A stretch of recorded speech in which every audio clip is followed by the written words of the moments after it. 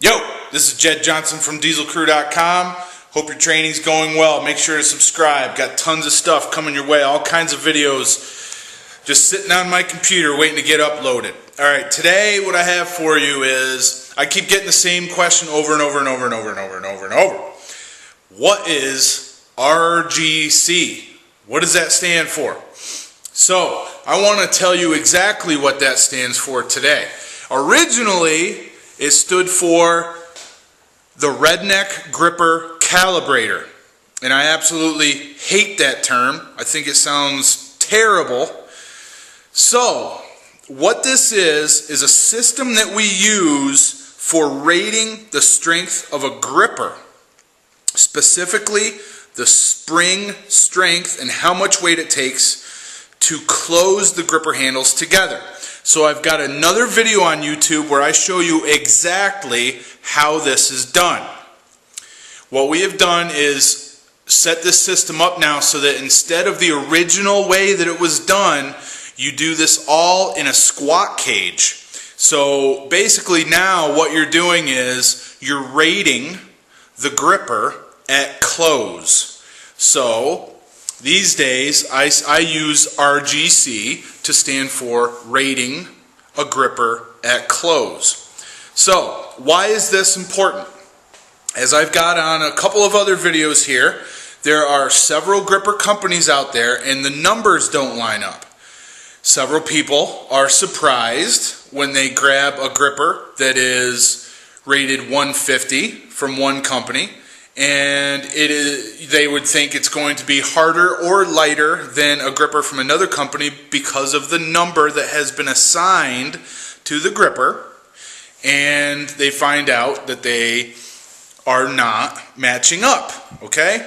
So, we eliminated that issue in grip contests by rating the gripper at close using a consistent system. Alright, and you can check that out again on the video that I have up on my channel. But here's what we end up with. You can see here I've got a whole table of grippers. This is not all my grippers. It's a lot of them, but it's not all of them. But what I did for the contest that I had recently is I rated just about all of my grippers that have not been filed down or adjusted or manipulated in some other way. So I have grippers from various companies here, and what this system does is it allows us to compare grippers from different companies. Alright, so here's an example. This gripper is a number 2 gripper from Iron Mind, and it's probably not going to show up. I'm not going to worry about it. This gripper is a Beef Builder Master. Alright? So, in any other situation, you would have no idea how these grippers would compare until you squeeze them. With the RGC system, we know that the number 2 number 2 comes out at 106.91562. I'm super anal, so I write all the numbers down, but for scoring, we only use the first 2 numbers. Over here, the master comes out 110.01562. So, the RGC, the rating of the gripper at close, allows us to compare grippers from 2 different companies. What else does this allow us to do? It allows us to compare grippers from different eras. So, I have right here, let's see, what's a good example? Alright, right here. This is a gripper which is a number 3 gripper from Iron Mind. And I would estimate this gripper is from 2003 or 2004. Here is another gripper, another number 3 from Iron Mind, which I would estimate as a 2007 gripper or something like that. You can see here the rating of this gripper is 139.2875. This gripper is rated 151.4375. So in a contest where you have several grippers on the table, even though they have the same marking on the bottom, they don't necessarily have the same strength. So the RGC allows us to compare these grippers in a sequential order that is highly accurate.